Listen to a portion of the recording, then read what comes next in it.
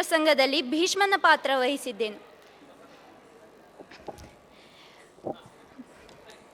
3 ವರ್ಷದಿಂದ ಸತತವಾಗಿ ಇಲ್ಲಿ ಭಾಗವಹಿಸಿ ನನ್ನಲ್ಲಿ ಅನೇಕ ಬದಲಾವಣೆಯನ್ನು ಕಂಡಿದ್ದೇನೆ. ಅದು ವಿದ್ಯಾರ್ಥಿ ಜೀವನಕ್ಕೆ ಎಂತಹ ಬದಲಾವಣೆಗಳು ಬೇಕು ಅವುಗಳೆಲ್ಲ ವೃದ್ಧಿಯಾಗಿವೆ. ಯಕ್ಷಗಾನದಿಂದ ಸ್ಪಷ್ಟವಾಗಿ ಕನ್ನಡ ಮಾತನಾಡುವುದು, ಇನ್ನು ಸ್ಮರಣಶಕ್ತಿ, ಏಕಾಗ್ರತೆ ಇವುಗಳಿಂದ ಎಲ್ಲ ನನ್ನ ಶಾಲೆಯಲ್ಲಿ ಉತ್ತಮ ಅಂಕಗಳನ್ನು ಪಡೆಯಲು ಸಹಕರಿಸಿವೆ.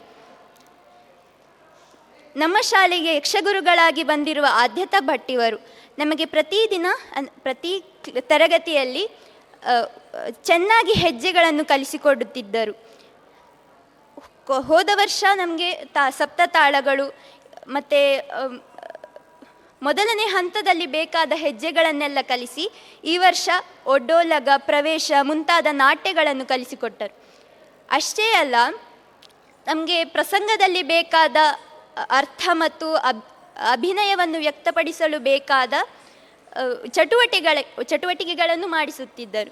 ಮತ್ತು ಈ 10ನೇ ತರಗತಿ ವಿದ್ಯಾರ್ಥಿಗಳಿಗೆ ತರಗತಿಗಳು ತಪ್ಪಿದರೆ ಕಷ್ಟ ಆಗ್ತದೆ ಅಂತ ನಮಗೆ ನಮ್ಮ ತರಗತಿಗಳು ಮುಗಿದ ನಂತರ ಕಲಿಸ್ತಿದ್ರು.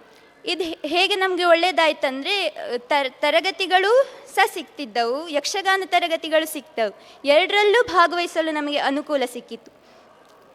ಇನ್ನು ಈ ವರ್ಷದ ಮಾರ್ಚ್ ತಿಂಗಳಲ್ಲಿ ನಡೆದ ಸನ್ನಿವಾಸ ಶಿಬಿರದಲ್ಲಿ ನಾನು ಭಾಗವಹಿಸಿದ್ದೇನೆ. ಅಲ್ಲಿ ಸಂಜೀವ್ ಗುರುಗಳಿಂದ ಕಲಿಯಲು ಅವಕಾಶ ಸಿಕ್ಕಿದ ನನ್ನ ಭಾಗ್ಯವೇ ಸರಿ ಅಂತ ಹೇಳ್ತೇನೆ. ಅಲ್ಲಿ ತಾಳ, ಹೆಜ್ಜೆಗಳು ಮತ್ತು ಅರ್ಥ, ಹಾಡುವಿಕೆ, ಪ್ರಸಂಗಗಳಿಗೆ ಆಯ್ದುಕೊಳ್ಳುವಂತಹ ಕಥೆಗಳು ಮುಂತಾದ ಮುಖವರ್ಣಿಕೆ, ವೇಷಭೂಷಣ ಸುಮಾರು ವಿಷಯಗಳನ್ನು ಕಲಿತೆವು. ಕೇವಲ 7 ದಿನ ಶಿಬಿರ ಆಗಿದ್ದರೂ ಸಹ ತುಂಬ ದಿನಗಳಲ್ಲಿ ಕಲಿಯುವಂಥ ವಿಷಯಗಳನ್ನೆಲ್ಲ ಕಲಿತಿದ್ದೇವೆ.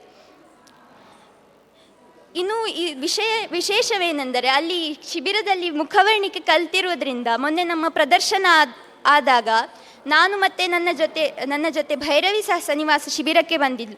ನಾವು ಇಬ್ಬರು ಸೇರಿ ನನ್ನ ಸಹಪಾಠಿ ಮಿತ್ರರಿಗೆ ಮುಖವರ್ಣಿಕೆ ಮಾಡಿದ್ದು ಒಂದು ಸಂತೋಷದ ವಿಷಯ.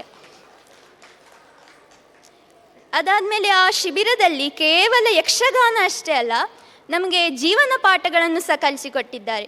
ಅಂದರೆ ಉದಾಹರಣೆಗೆ ನಾವು ಶಿಸ್ತು ಬೆಳೆಸಿಕೊಳ್ಳುವಂಥದ್ದು, ಮತ್ತು ಸಮಯ ಪಾಲನೆ ಮತ್ತು ಪರಿಸರ ಸ್ವಚ್ಛತೆಯ ಪ್ರಜ್ಞೆಯನ್ನು ಬೆಳೆಸಿದರು. ಮತ್ತು ಅಷ್ಟೇ ಅಲ್ಲ, ಇದು ನಾವು ನಮ್ಮ ಅಭಿಪ್ರಾಯವನ್ನು ಹೇಗೆ ವ್ಯಕ್ತಪಡಿಸಬೇಕು ಅದನ್ನು ಸಹ ಕಲಿಸಿದ್ದಾರೆ. ನಾನು ಇಲ್ಲಿಷ್ಟು ಮಾತಾಡ್ತಿದ್ದೇನೆಂದರೆ ಆ ಶಿಬಿರವೇ ಕಾರಣ. ಇನ್ನು ಅಲ್ಲಿಯ ಯಕ್ಷ ಶಿಕ್ಷಣದ ಎಲ್ಲ ಜನರು ಕೂಡ ನಮ್ಮ ಮಕ್ಕಳಿಗೆ ಸ್ವಂತ ಮಕ್ಕಳ ಹಾಗೆ ನೋಡಿಕೊಂಡಿದ್ದಾರೆ. ನಮಗೆ ನಾವು ಮನೆ ಬಿಟ್ಟು ದೂರ ಇದ್ದೇವೆ ಅಂತ ಅನಿಸಲೇ ಇಲ್ಲ, ಮನೆ ನೆನಪೇ ಆಗಲಿಲ್ಲ ಹೇಳಬೇಕಂದ್ರೆ. ಇನ್ನು ಇಷ್ಟು ಹೇಳಿ ಕೊನೆಯದಾಗಿ ಯಕ್ಷ ಶಿಕ್ಷಣ ಟ್ರಸ್ಟ್ ಇವರಿಗೆ ಧನ್ಯವಾದಗಳು, ನನ್ನ ಗುರುಗಳಾದ ಆದ್ಯತಾ ಭಟ್ಟಿಯವರಿಗೆ ಧನ್ಯವಾದಗಳು, ಹಾಗೂ ನನ್ನ ಬೆನ್ನು ತಟ್ಟಿ ಪ್ರೋತ್ಸಾಹಿಸಿದ ನನ್ನ ಪಾಲಕರಿಗೂ ಧನ್ಯವಾದಗಳು.